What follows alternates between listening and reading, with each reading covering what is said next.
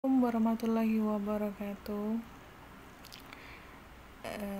Selamat siang semuanya. Hari ini kita akan membahas psikologi pendidikan SD. Kita membahas apa itu yang dimaksud dengan psikologi pendidikan. Kok psikologi masuk ke pendidikan, bukannya psikologi itu ilmu kedokteran gitu. Nah, kan masih membingungkan kan kalau kita mau membahas mengenai apa itu psikologi, apa itu pendidikan, kenapa mereka bisa berbarengan. Yuk kita bahas sama-sama. Nah, ini kita bahas pengertian psikologi pendidikan. Itu kita bahas satu persatu ya. Yang pertama itu psikologi. Psikologi itu dari bahasa Yunani ya, berasal dari dua kata, yaitu psik itu artinya jiwa, dan logos itu artinya ilmu jiwa atau jiwa ilmu. Next ya, kita lihat di kolom sebelahnya. Itu psikologi adalah ilmu yang mempelajari tentang kejiwaan dan tingkah laku manusia. Jadi gini, kalau kita manusia biasa itu tidak bisa melihat kejiwaan seseorang secara langsung gitu. Apa jiwa itu ya di dalam diri kita, di dalam benak kita sendiri. Apa yang kita rasakan kalau kita sedang sedih. Nah, itu akan terlihat kesedihan kita itu dari mana? Dari perilakunya. Jadi kondisi kejiwaan seseorang kalau sedang terganggu, sedang ada gangguan sedikit lah, kayak seperti patah hati, itu akan terlihat dari tingkah lakunya. Jadi kita orang pendidik itu bukan orang yang pintar semuanya sampai menerawang kejiwaan seseorang, itu tidak. Kita bisa melihat semuanya itu, kejiwaan yang bahkan kita tidak bisa melihat dengan mata kita sendiri, itu bisa terlihat dari perilakunya sendiri. Apabila ada siswa yang murung di kelas itu misalnya, itu identifikasinya yaitu ada gangguan kejiwaannya ya, seperti mungkin saja dia punya permasalahan dengan keluarganya, atau dalam secara biologis juga dapat mengganggu kejiwaan juga. Misalnya kalau dia belum makan, kejiwaannya juga terganggu loh, kepribadiannya, kejiwaannya itu terganggu. Kenapa? Karena menjadi lemah, letih, lesu, itu mengganggu kejiwaannya, jadi tidak berkonsentrasi, jadi bengong gitu kan, menghayal kemana-mana, menghayal di mana harus dapetin duit. Nah, nanti kan duit jajan, misalnya pengen beli jajan gitu. Nah, semuanya itu tentang kejiwaan ini hanya bisa dilihat dari perilaku manusia itu tersendiri. Nah, pendidikan, kita lanjut ke pendidikan. Banyak sekali pengertian tentang pendidikan ya. Pendidikan dari Ki Hajar Dewantara, pendidikan dari Umar Malik, pendidikan dari Jamaris, banyak sekali ya. Nah, kita mengacu ke Undang-Undang Dasar Negara Republik Indonesia nomor 20 tahun 2003. Ini akarnya pendidikan ini ya, tentang sistem pendidikan nasional. Apa itu isinya? Mari kita lihat. Nah, ini pendidikan menurut Undang-Undang nomor 20 tahun 2003, yaitu usaha sadar dan terencana untuk mewujudkan suasana belajar dan proses pembelajaran agar peserta didik secara aktif mengembangkan potensi dirinya untuk memiliki kekuatan spiritual keagamaan, pengendalian diri, kepribadian, kecerdasan, akhlak mulia, serta keterampilan yang diperlukan dirinya, masyarakat, bangsa, maupun negara. Nah, itu isinya ya. Mari kita jabarkan satu persatu apa itu maksudnya dari kalimat yang panjang itu ya. Nah, pendidikan di sini diartikan orang yang melakukan proses pendidikan itu adalah usaha sadar dia sendiri, menyadarinya. Dia sadar bahwa dia mau ke sekolah untuk belajar. Nah, itu sudah usaha sadar. Itu sudah masuk ke kategori pendidikan. Ya, menuntut ilmu itu sadar, bukan karena mimpi ya, saya mimpi mimpi jalan kaki sendiri ke sekolah. Nah, itu bukan proses pendidikan itu namanya ya. Karena mimpi. Kayak ngelindur gitu. Terus karena diajak temen. Aduh, itu bukan salah satu komponen dari isi dari pendidikan itu sendiri. Dan juga terencana. Nah, datang ke sekolah nggak ada perencanaan, ingat ya, kalau datang ke tempat ke kampus, ini untuk mahasiswa nih, untuk mahasiswa datang ke kampus nggak sadar, nggak datang itu nggak tanpa perencanaan, itu dinamakan cuman nongkrong ya, nongkrong, bukan masuk ke ranah kategori pendidikan. Nah, ayo, siapa yang di sini suka kayak gitu? Nggak ada perencanaan, tahu-tahu ke sekolah datang aja gitu, itu nggak akan dapat ilmu gitu ya. Jadi dalam proses pendidikan itu ada usaha sadar dan terencananya. Jadi harus menyiapkan segala sesuatu untuk memperoleh ilmu ya. Nah, usaha sadar dan terencana itu diwujudkan dalam suasana belajar dan proses pembelajaran agar peserta didik secara aktif mengembangkan potensi dirinya untuk memiliki kekuatan spiritual keagamaan. Nah, ini harus memiliki kemampuan keagamaan, jangan malah tambah mundur ya, semakin hari semakin dewasa ilmu agamanya malah semakin turun. Itu diakibatkan banyak sekali ya, karena kamu tidak mau belajar, karena mengabaikan syariat agama gitu ya. Nah, banyak sekali pemicu lunturnya ilmu keagamaan, biasanya dari lalainya dari kita mengingat Tuhan gitu. Nah, dalam pendidikan ini dituntut kalian itu untuk memiliki kekuatan spiritual keagamaan. Ya, jangan sampai ada yang jadi ateis ya. Agama itu adalah penyangga kehidupan. Jadi apabila kita tidak punya agama, ya kehidupan kita akan berantakan, mudah roboh, mudah hancur. Ya, seperti rumah, kalau tidak ada fondasinya dia akan mudah roboh, hancur gitu. Selanjutnya ada pengendalian diri. Nah, kalau orang yang sudah memiliki pengetahuan pendidikan yang cukup baik gitu, itu diharapkan pengendalian diri juga mengikuti. Jangan sampai kita mengikuti hawa nafsu gitu. Wah, kita sebagai seorang pendidikan itu kita tidak dapat mengendalikan pergaulan.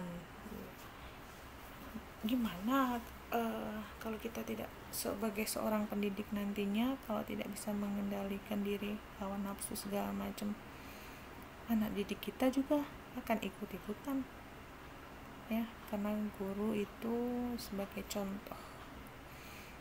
Nah, ini mengembangkan kepribadian ya, salah satunya tadi pengendalian diri, kepribadian, akhlak mulia ya, kecerdasan itu pasti ya, kecerdasan, akhlak mulia, sopan santun. Semakin ilmu tinggi itu, kita menganut ilmu padi aja ya, semakin dia berisi akan semakin merunduk. Begitu juga akhlak mulia, Semakin kita berisi, kita jangan pamer. Berisi bukan badan ya, otaknya berisi.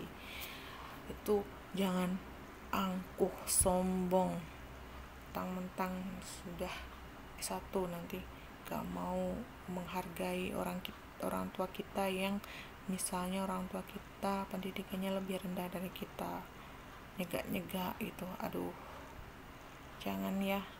Bagaimanapun kita sebagai seseorang yang dibekali pendidikan itu harus lebih memiliki akhlak mulia yang lebih bagus lagi ya. Nah, selanjutnya itu keterampilan. Nah, keterampilan ini dibutuhkan sekarang ya.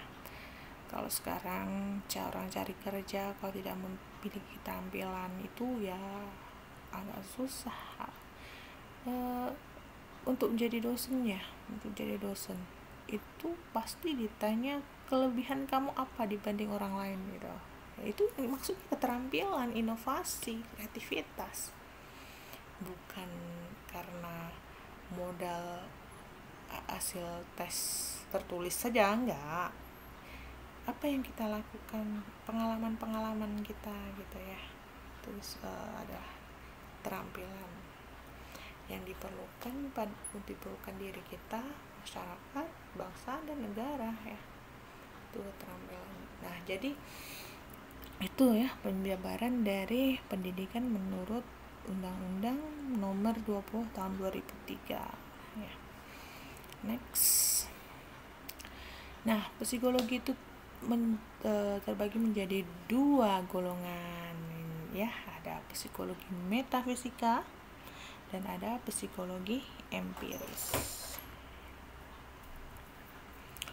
Psikologi metafisika itu biasanya meliputi kemampuan astrologi ya. Itu tidak kita bahas di sini. Itu ada di psikologi kepribadian biasanya.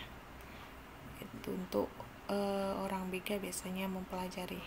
Nah, ini kalau psikologi empiris itu terbagi menjadi 2 ya, ada psikologi umum dan khusus. Nah, kalau psikologi pendidikan ini masuk ke golongan psikologi khusus. Kita lihat nih di sini nih. Psikologi pendidikan ada di bagian kolom dari psikologi khusus. Itu ada macam-macam psikologi ya. Psikologi khusus ini terbagi menjadi macam-macam, ini masih banyak lagi. Ada psikologi perkembangan, psikologi pemuda, psikologi kedokteran, kriminal, pendidikan, teknik, terus karakter. Terus ada psikologi sosial, ada psikologi gestal, banyak sekali psikologi. Nah, ini semua dikuasai, bukan orang BK yang menguasai. Ini ada orang psikologi fakultas kedokteran. Nah, ini kita bahas tentang pengertian psikologi pendidikan ya. Psikologi pendidikan itu banyak sekali juga yang membahas. Seorang ilmuwan yang membuat buku psikologi pendidikan itu, kalau misalnya kalian pergi ke toko buku ditanya mau cari apa, buku psikologi pendidikan, nah banyak macamnya. Dan orang yang membuat buku itu juga mencetuskan teori mengenai pengertian psikologi pendidikan. Nah, salah satunya adalah Bapak Muhyiddin Syah ya. Itu menjelaskan tentang psikologi pendidikan adalah sebuah disiplin psikologi yang membahas masalah psikologis yang terjadi di dalam dunia pendidikan ya, tentang membahas berbagai teori dan praktek masalah psikologis yang terjadi di dunia pendidikan. Itu sangat banyak sekali ya. Oke, next. Penjelasan lebih jelasnya itu bahwa psikologi pendidikan ini bermaksud untuk menerapkan ilmu psikologi ya. Psikologi tadi apa? Ilmu yang mempelajari tentang gejala perilaku manusia. Nah, ini menerapkan psikologi ke dalam proses yang membawa perubahan tingkah laku, dengan kata lain untuk mengajar. Jadi psikologi ini diterapkan dalam proses belajar untuk mengubah perilaku siswa. Jadi psikologi pendidikan adalah ilmu pengetahuan yang membicarakan tentang tingkah laku individu dalam situasi pendidikan. Ya, tingkah laku ya, karena kalau kejiwaan kita tidak bisa melihat jiwa, bisanya melihat perilaku. Perilaku itu timbul akibat apa yang dirasakan seseorang, termasuk kejiwaannya. Dengan memahami karakteristik anak, nah psikologi itu merupakan salah satunya adalah karakteristik itu ciri khas itu bagian dari psikologi. Jadi, karena dia kejiwaannya ya. Dengan memahami karakteristik siswa atau anak-anak usia sekolah dasar, para guru dapat memahami psikologi pendidikan anak. Dan pada akhirnya, dengan hal tersebut, guru mampu memilih metode pembelajaran yang tepat untuk anak tersebut. Nah, karakteristik anak-anak itu macam-macam ya. Ada anak yang tipe audio ya, pendengar. Jadi dia belajarnya itu dengerin aja itu udah bisa nangkep ya, dan dengerin orang ngomong, tahu tanpa melihat gurunya yang jelaskan di papan tulis itu. Nah, ada tipe visual dan ada tipe kinestetik. Nah, kalau visual itu dengan cara melihat, contohnya membaca.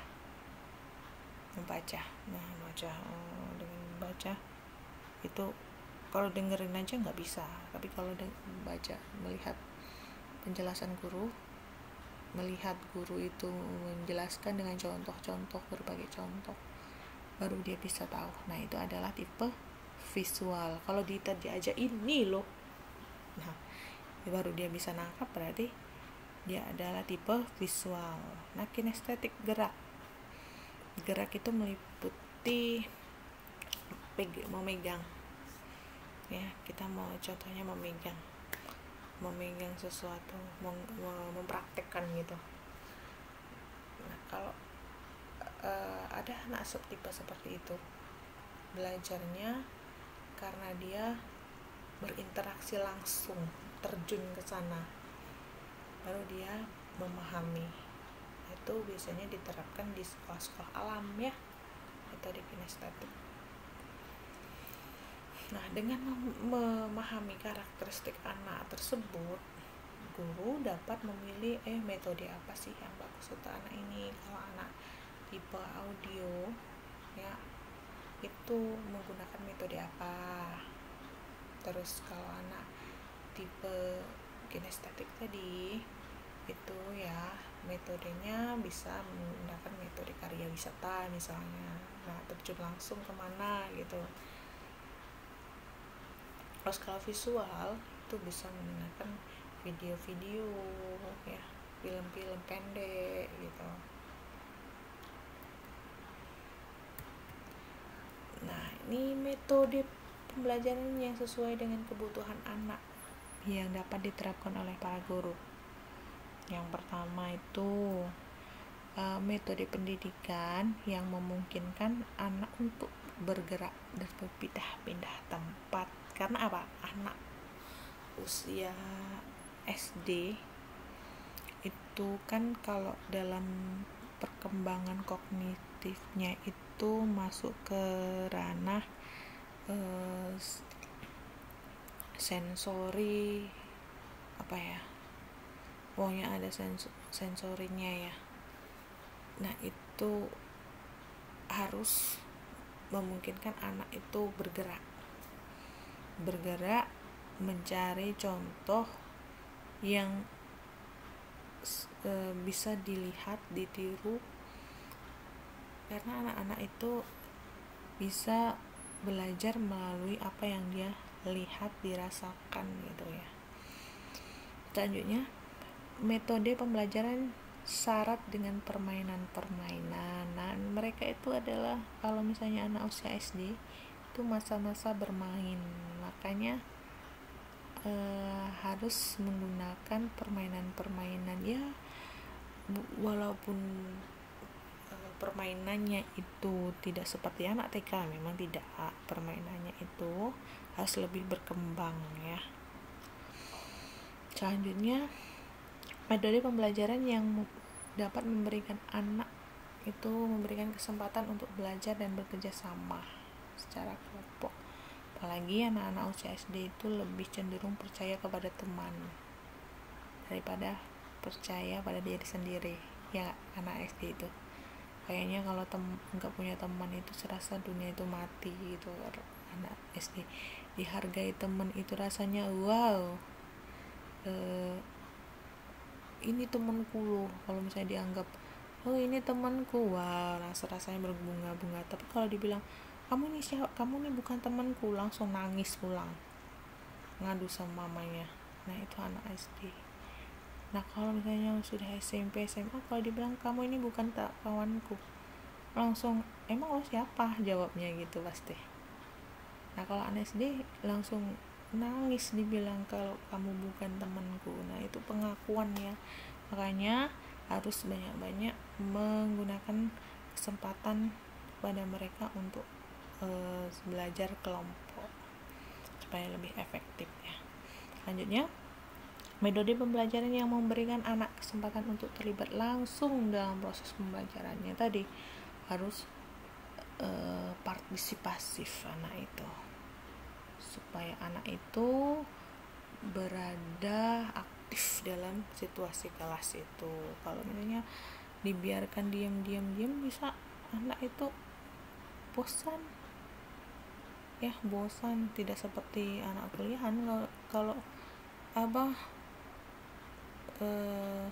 dia sudah memiliki cara untuk mengusir kebosanan sendiri, anak kuliah itu. Tapi kalau anak SD berontak, dia langsung nggak mau sekolah lagi, bisa gitu. Jadi harus melibatkan anak gitu. Oke. Itu dari penjelasan tentang konsep dasar psikologi pendidikan, kenapa harus ada di pendidikan tingkat SD ini psikologi ya. Jadi ilmu psikologi itu harus diterapkan dalam berbagai bidang pendidikan ya, jenjang pendidikan maupun kelas rendah, kelas menengah atau kelas tinggi. Psikologi pendidikan itu tetap dipakai karena itu menyangkut kondisi kejiwaan dan kepribadian si siswa tadi, termasuk juga karakter ya. Kalau misalnya pendidik tidak menggunakan ilmu psikologi dalam mendidiknya, dia akan menyamakan siswanya itu seperti robot itu, yang harus pinter tanpa melihat kepribadian masing-masing, tanpa melihat bakat masing-masing. Oke, saya akhiri. Wassalamualaikum warahmatullahi wabarakatuh. Sampai jumpa.